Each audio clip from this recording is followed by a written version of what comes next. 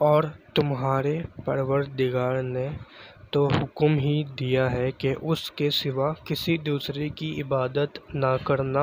اور ماں باپ سے نیکی کرنا۔ اگر ان میں سے ایک یا دونوں تیرے سامنے بڑھاپے کو پہنچے اور کسی بات پر خفا ہوں تو خبردار ان کے جواب میں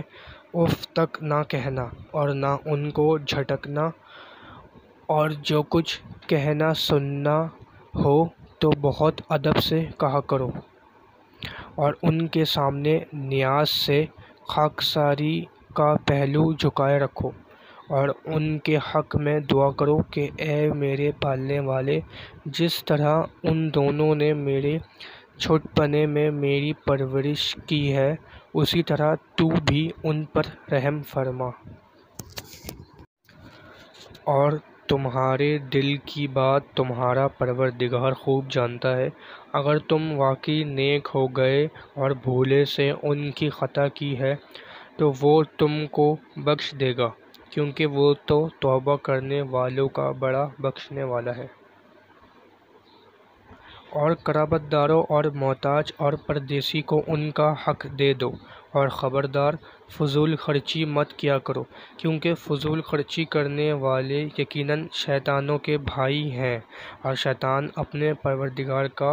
بڑا ناشکری کرنے والا ہے۔ اور اگر تم کو اپنے پروردگار کے فضل و کرم کے انتظار میں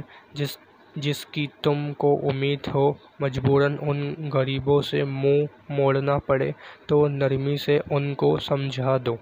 اور اپنے ہاتھ کو نہ تو گردن سے باندھا ہوا بہت تنگ کر لو کہ کسی کو کچھ دو ہی نہیں، اور نہ بلکہ کھول دو کہ سب کچھ دے ڈالو، اور آخر تم کو ملامت زدہ حسرت ناک بیٹھنا پڑے۔ اس میں شک نہیں کہ تمہارا پروردگار جس کے لیے چاہتا ہے روزی کو فراخ کر دیتا ہے، اور جس کی روزی چاہتا ہے تنگ رکھتا ہے۔